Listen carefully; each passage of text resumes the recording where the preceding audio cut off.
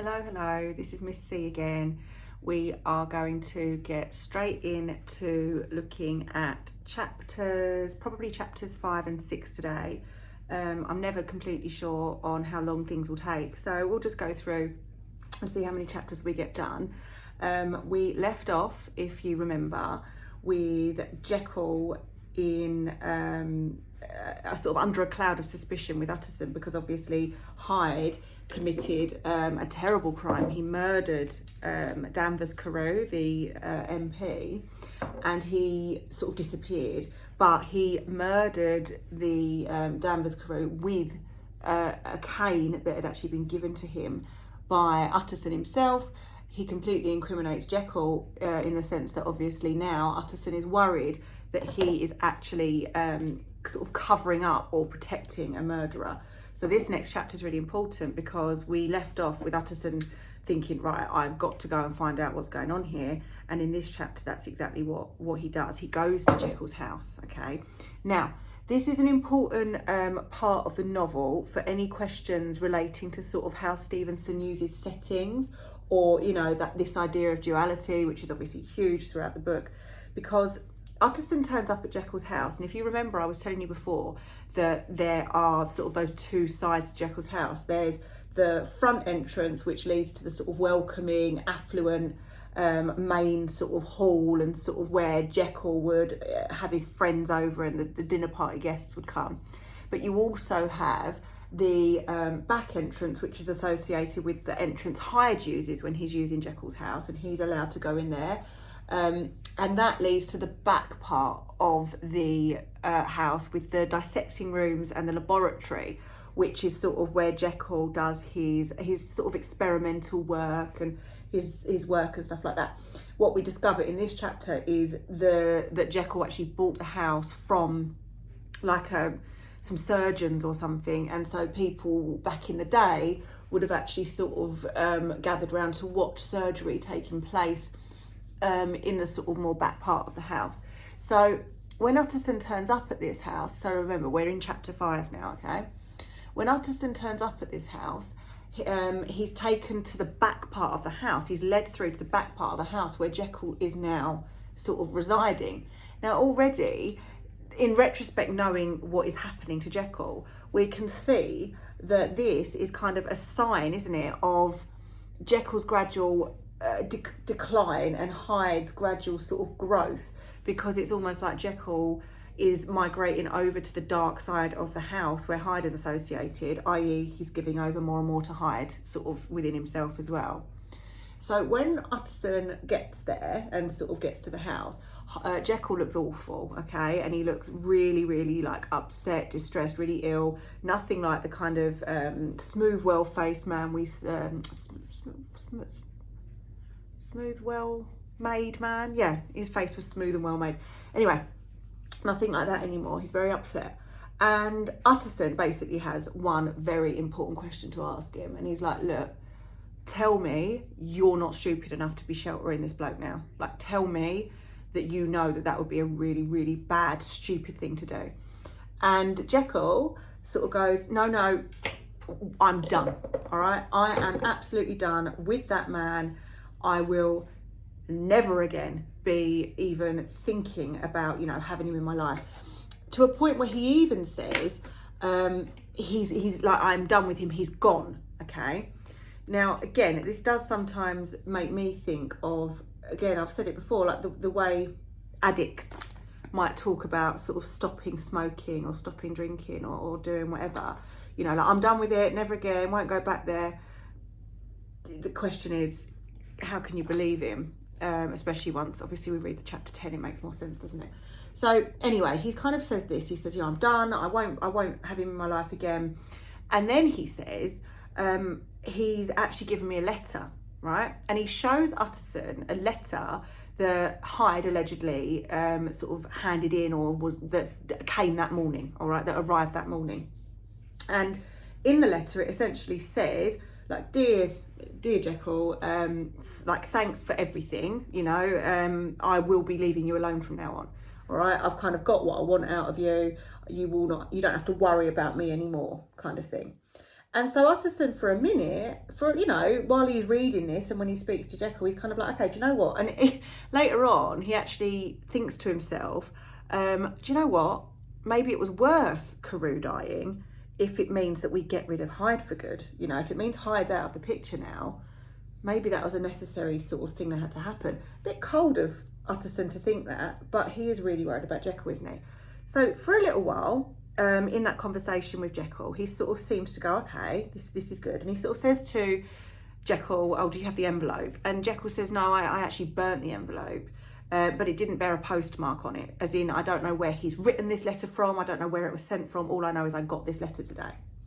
And Utterson kind of goes, okay, all right then, like you've told me that you're not covering for anyone, and you're not sheltering him, and I will take you at your word. I will take you at your word. So he, at this point, leaves, but on his way out, he wants to sort of find out anything about because Hyde is still a murderer, okay, and Hyde is still wanted for murder. So despite the fact that he might not be bothering Jekyll anymore, there's still an element of the case, which is like there was a crime committed, there was a murder committed. Lovely big spot there, as you can see. And we need to get to the bottom of that. Now, when he says to Paul, if you remember, Paul is the butler, he says to Paul, oh, that letter that was handed in today, or that letter that was delivered today, or whatever, sort of who handed it in. And Paul says, we haven't had any letters today. We haven't had anything handed in, and the only thing that's come in the post is like circulars, like sort of random sort of stuff, nothing of any consequence. Now, this leaves Utterson thinking one of two things, okay? One option of what's happened here is that Jekyll has forged the letter to protect Hyde, okay? Because in the letter, it says, I'm going to be going away, leaving you now, like you won't hear from me again. So obviously that essentially means that people won't be looking at Jekyll and won't be sort of coming to Jekyll to find Hyde, because it's proof that Hyde's left him alone. So therefore, in theory, he could now shelter Jekyll, couldn't he? He could now shelter Hyde, couldn't he? Because he can say, well, look, he told me he'd leave me alone. I've got no more part in this. It's a perfect way of sort of keeping someone safe. The other option is that, and this is the kind of creepy bit if you think about it, the other option is that actually Hyde was there. Hyde was there while Jekyll and Utterson were talking, and Hyde actually wrote the letter and gave it to Jekyll within the house, and Jekyll's just sheltering him. So Utterson is left a little bit sort of like, oh my goodness. So what he does, very conveniently, he happens to have a friend who is an expert at handwriting. All right, so that's handy, isn't it? That's worked out very nicely for him. He's got a friend who's an expert at handwriting. He's called Mr. Guest, and they happen to be having like a drink in Utterson's house, or sort of, he's his clerk basically, so he works for him. And so they happen to be sort of together that later on that day, I think it's that evening, and they're sort of having a drink over sort of, in front of the fire, as gentlemen do. And basically what Utterson does is he sort of goes, oh yeah, like, do you want to have a little look at this letter? And tell me what you think of it. Like, what do you think of the writing? What do you think of, how it looks? And Guest takes a minute and looks at the writing and looks at the letter, and he sort of suggests it is quite peculiar. It's quite peculiarly written, like what's going on. And obviously, gossip, not something you're supposed to indulge in. Utterson doesn't really go into loads of detail about it. He does tell Guest a little bit, but nowhere near like the extent of what, he could tell him. So Utterson sort of, finds out that this letter is obviously oddly written, doesn't get much more information than that. However, as they're sat there together, another letter arrives, and this time it's a letter from Jekyll, okay? And the messenger brings it in, and it's a letter from Jekyll just inviting Utterson over for dinner, I think like the next day or whatever. And Guest, who's still sat there, happens to sort of lean over and he sort of says, can I have a look at that? And he has a little look at this letter, and then Utterson sort of says, well, what? What's that all about? And he says, oh, it's just strange. Like, they're almost identical, these two, the handwriting in both of these letters. The only difference is that they're sort of differently sloped. Now, again, a lot of this will make full sense by the end of the book, but because we've read the book, I hope, you know that that's because obviously Jekyll and Hyde are one and the same, aren't they? They're not the same person, but they both come from Jekyll. So at this, Utterson is like, okay, so he forged for a murderer. That's literally what Hyde did, what Jekyll did. Jekyll forged the letter, and he thinks what he did was just maybe change hands and write the letter in the other hand, so it wasn't obvious that it was him writing it. Basically, what it now looks like is Jekyll wrote the letter from Hyde himself to essentially protect Hyde, because that meant Hyde could get away and that way they wouldn't sort of be chasing after Hyde anymore. So Jekyll's protected Hyde, and Utterson's blood run cold, and he thinks, oh my God, he's forged for a murderer. That's what he says, which is obviously a horrible thought for him. Sorry, I'm very distracted because I'm looking for a certain thing. Right, okay, here we go. So with that happening, that chapter pretty much finishes. All right, that chapter finishes, and we move on to chapter, so that was chapter 5, wasn't it? So we're on to chapter 6. Now, chapter 6 is an interesting one because we meet Lanyon again, okay? But before we meet Lanyon again, some stuff happens that we need to go into. So, essentially, with the disappearance of Hyde, okay, and things start to die down as they do, all gossip, all scandals do die down, even if at the time it feels like they never will. And essentially, with this comes Jekyll having like what seems like almost a new lease of life. He starts to become much more sociable again. So with Hyde's disappearance, Jekyll starts to have his dinner parties again. He starts to get more involved in his charity work. He starts to sort of, he even makes friends with Lanyon again, in fact. He even starts to see Lanyon again, and Utterson sort of looks from one to the other, all happy that the three of them are back together. So there's a real marked change. And I think it's actually at this point that Utterson goes, well, if we had to lose, you know, if someone had to be killed, but if it meant that, you know, Hyde's horrible influence when and Jekyll returned to how he was, maybe it was worth it. But it doesn't last. It's very short-lived, sadly, because within, so they die, basically it's described, there's a sort of little mini timeline that Stephen gives at this point, right? Stevenson gives a timeline of, he says like one day, one evening, they all had dinner at Jekyll's, all right? Then out of the blue, pretty much, the next day, when Utterson went round to see Jekyll, the door was closed to him. He wasn't allowed in. Jekyll wouldn't see him, all right? So out of the blue, one day, literally, he was having dinner parties and socialising and having a lovely time with his friend Jekyll. The next day, oh God, what have I done here? The next day, nothing, okay? The door was closed to him.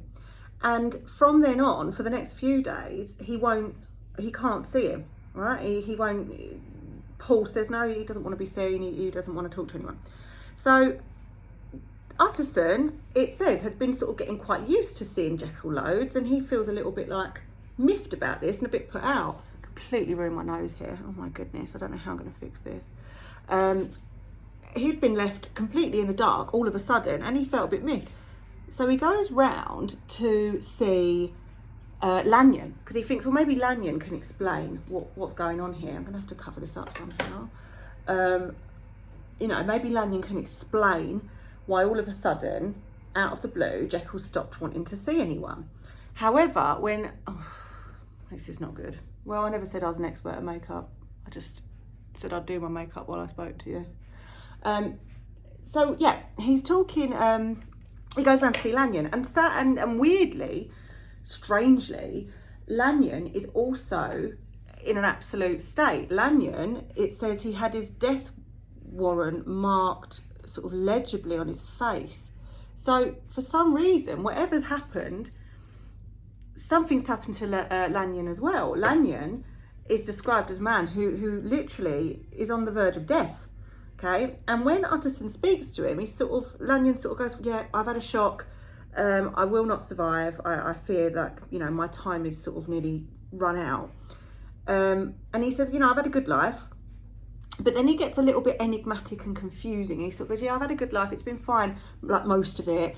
And then he says, I sometimes think if we knew all, we would be glad to get away. Now, I think that's quite a nice little quote to analyse, this idea of we would be glad to get away if we knew all. Because he's alluding to the fact that if we had all the secrets of the world, if we understood more about what the world is like and what the world can do, we might be more glad to get away, which is a euphemism for die, isn't it? But I think this idea of get away suggests escape. It suggests that dying is kind of almost the better alternative than living. So what you have to ask yourself, and what you have to discuss if you were doing this in an exam, is, well, what is it that's happened that makes him now see, a man that was happy, sociable, lovely, he's now seeing death as a better alternative to life. And yet again, in true Stevenson fashion, we are not given any information, really, apart from tiny weird hints about what's actually happened to Lanyon. But what we do get a hint of, we know that he feels like he's going to die because he's had a shock. Okay. The other thing that we learn is Utterson then sort of says, well, you know, it seems like Jekyll's also not in a good way. And at the mention of Jekyll's name, Lanyon looks absolutely sort of horror-stricken, okay? And he's like, no, I will not, like, we cannot talk about that man. He's like, look, I regard that man as dead, okay? And he sort of says to Utterson, look, if you want to stay and be with me, you know, in my sort of hours before death, in my days before death, then please do, and let's talk about whatever. But if you are going to talk about that man, a man who I sort of regard as dead, you can just go now, because I'm not doing it. So whatever's happened obviously links the two men together, doesn't it? Because why would he react like that so strangely about the name Jekyll if it wasn't a link? Now, I have no idea what makeup's doing today, but I've got like weird gaps under my eyes as well. Oh well, we're just going to see how this turns out. Oh, look at that. Oh my goodness, not good. So, yeah, so Utterson obviously doesn't force him to talk about Jekyll. He sort of accepts this, and that's that. And they have their conversation. Let's see if I can sort of wet it and then loosen it a little bit. So after that conversation, we sort of move on to a couple of weeks later. It sort of says a couple of weeks later, Lanyon was dead. Okay, and that was it. Lanyon died. And obviously, that's very, very sad. And Utterson, oh, that's it. So before Lanyon dies, just after sort of Utterson goes to visit him, he obviously leaves Lanyon's house and he writes a letter to Jekyll, quite understandably, kind of going, look, mate, I don't know what is going on here. I don't know what you think you're doing, but Lanyon is clearly in a state, and I think it's because of you.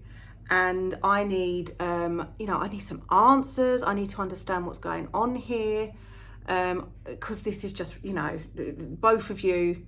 I mean, he's in a horrible position, isn't he, poor Utterson, because he's just going from friend to friend, seeing people dying, seeing people upset, no one giving him any bloody answers. It must be driving him mad. So he writes this letter to Jekyll going like, you need to basically tell me what's going on now, okay? And Jekyll sends back I think he describes it as quite a pathetically worded reply, where he basically says, look, you must suffer me to go my own dark way. Please don't ever think that because my door is close to you, like I don't value you as a friend. You have to understand like the position I'm in. And obviously we don't at the moment. No one understands the position he's in. But he says, if I am to be the chief of sinners, I will be the chief of sufferers also. So I would argue two pretty annoying, vague conversations that Utterson has, or communications that Utterson has with his best friends in this chapter. Because, yeah, fair enough, Lanyon's dying, but he could have been a bit clearer, couldn't he? Because, I've had a shock. I sometimes think if we knew all, I regard Jekyll as dead, but don't make me talk about it. And then Jekyll, as per usual, just sort of fobs Utterson off in his kind of vague, quite sort of pathetic, feeling sorry for himself way. Okay, well, again, we can get on to whether we feel sympathetic towards Jekyll or not later on. So, then it says a couple of weeks after this, Lanyon dies. So obviously Utterson is left feeling a little bit kind of like, well, I can't see Jekyll anymore because he won't talk to me. And Jekyll sort of wrote in this letter, look, don't be surprised or offended if you find the door quite often closed to you from now on. So Jekyll has essentially cut ties with Utterson, but in a sort of friendly way. You know, he's like, yeah, love you, but leave me alone. And so Utterson's left at this point, like he's lost Lanyon, like literally lost him because he's died. And he's now lost Jekyll. He doesn't know what's going on with Jekyll either. But what we do get is more documents because, as I said, Stevenson loves a document. So in this document that he receives, he gets like sort of a package, right? It's not just one letter, it's like a sort of package with multiple things in it. And it says on the front of the package to be read by Gabriel Utterson and Gabriel Utterson only, okay? But even more important is it says if, in case of his predeceased, so in case of Utterson dying before, like, I don't know, in case of him dying, it has to be destroyed unread.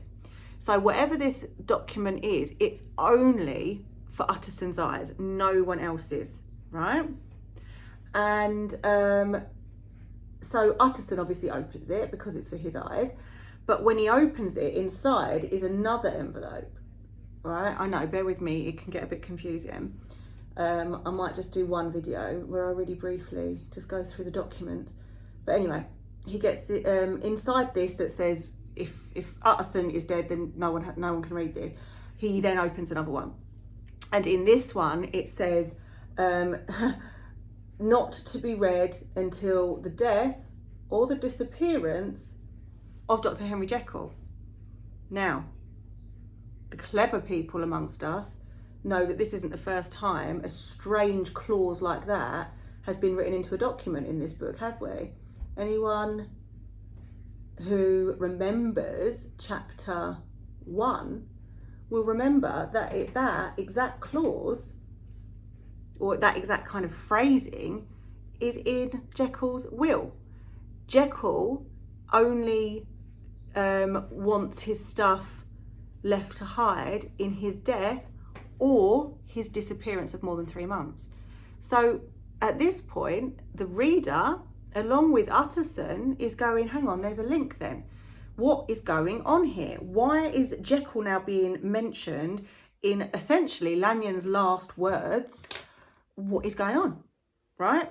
And the reader is equally left feeling incredibly confused because there shouldn't be a link there, really. You know, like Lanyon and Jekyll, for what we understood, they didn't really speak until the final moments where clearly something went down between them. Whatever went down between them clearly has resulted in Lanyon now including a similar clause in this, whatever it is. Now, I always think to myself, and I say to the kids at school sometimes, if this was me, I would have opened the letter immediately. I'd have been terrible. I'd have been too nosy, too desperate to work out what's going on.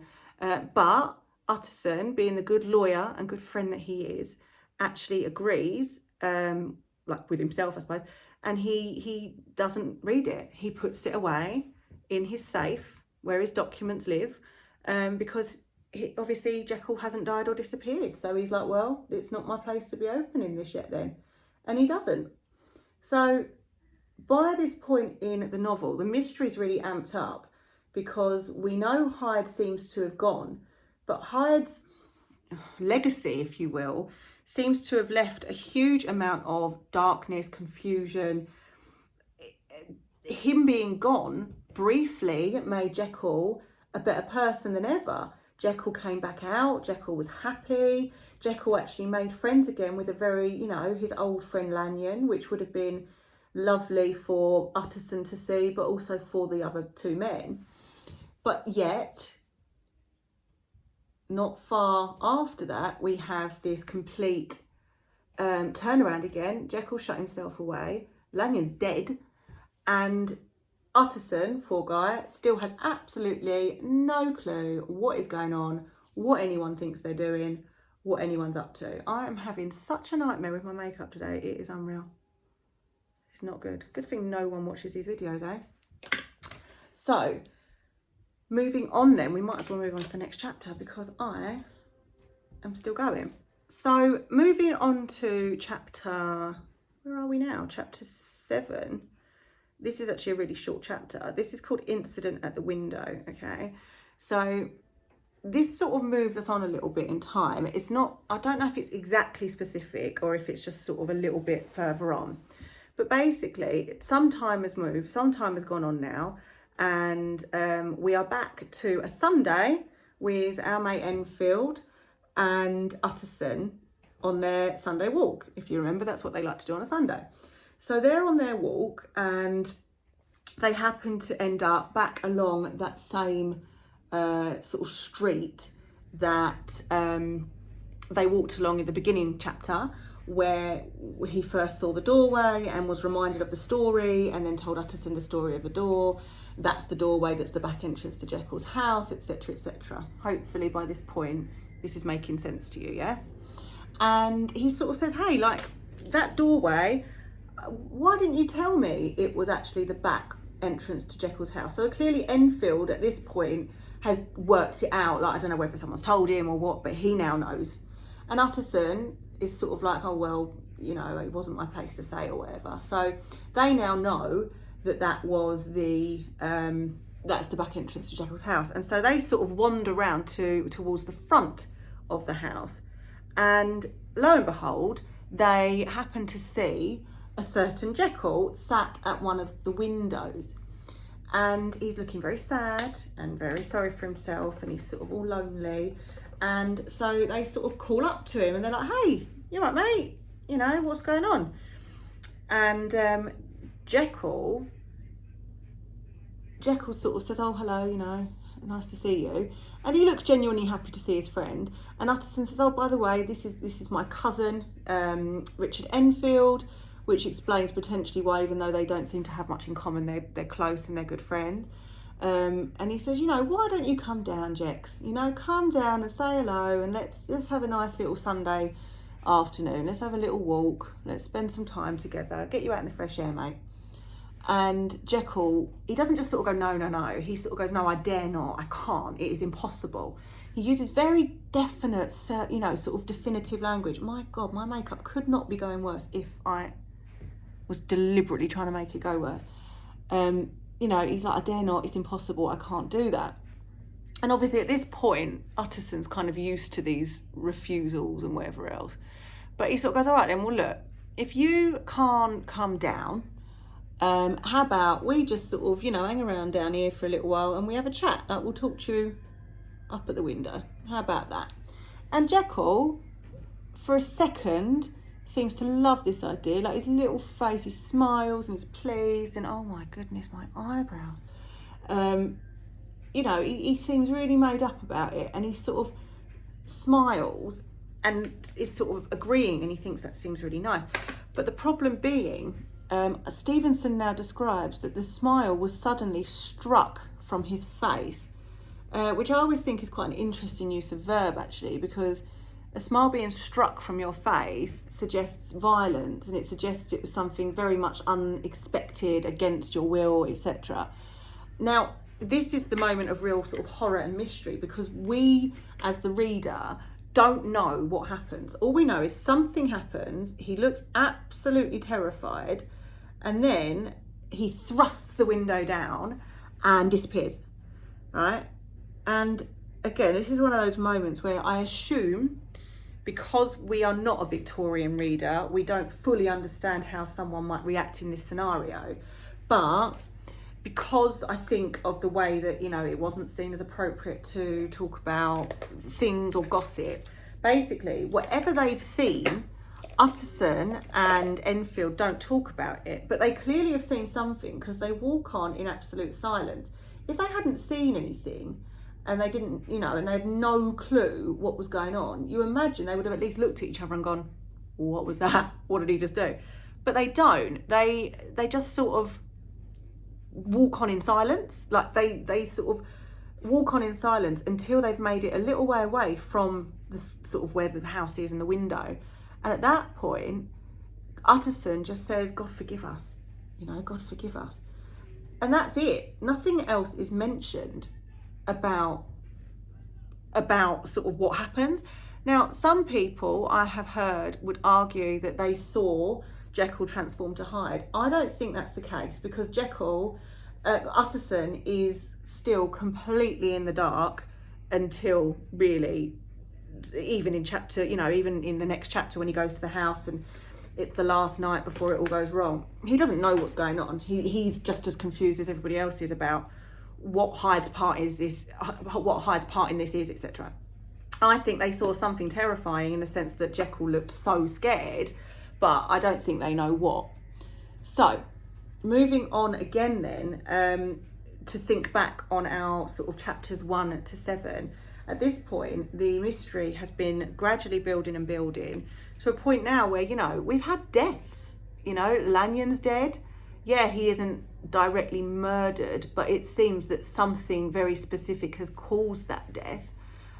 We also have had an actual murder, a violent murder. We have a huge amount of secrecy. We have all these documents that do not help with the secrecy at all. There's all this information, it's like half the truth, certain things are being said and then it's being sort of left. You don't ever fully understand anything. No one gives poor Utterson a straight answer.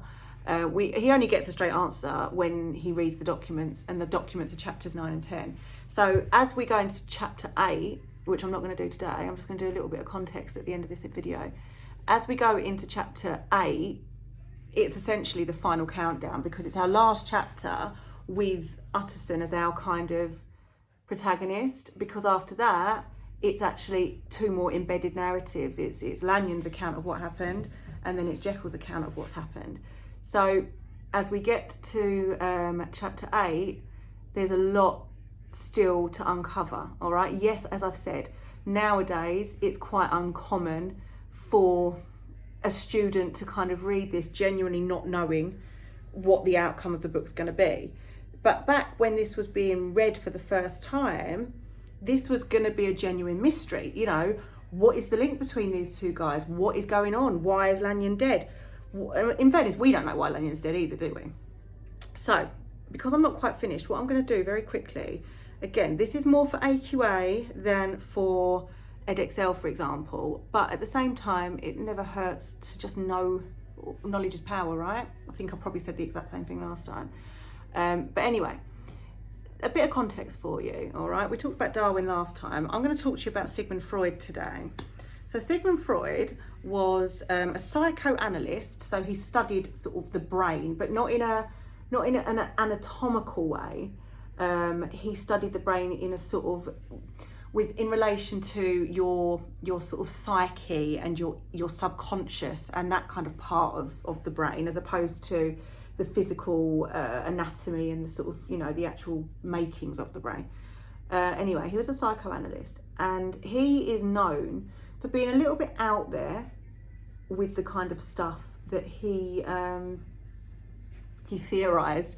So he is known for he did the Oedipus complex, which, again, to cut a very long story and something slightly more complicated than I'm making it, he essentially posited the idea that a man has sort of subconscious, and that's important, it is subconscious, because sometimes students go, oh my God, I don't fancy my mum, and it's like, well, no, that's never quite what he says, but I understand that it's close to that in theory. Essentially, he posited that all males have a subconscious kind of sexual desire for their mothers, and as a result they fear their fathers because they don't want their fathers to kind of like know, and they fear being castrated as a result of it, or something along those lines. So some of what he's said in recent years has been disproved, discredited, but he is still sort of very much known as a person of note in the sort of psychoanalytical world, right? So anyway, one of his theories related to the human psyche, okay? So he believed that the human psyche, the human sort of subconscious, as it were, was made up of 3 elements, right? The id, the ego, and the superego, right? I wasn't pointing, I'm not going to edit anything in, because remember, I can't do that. but I'm just saying it's sort of in that order, in the sense that you've got the id at one end, you've got the super ego at the other end, and the ego kind of in the middle. That's the important thing. And what he described was that the id is the part of your brain. Oh, that's fantastic. That's really handy. Just what we wanted. Hang on a minute. Hello? Oh.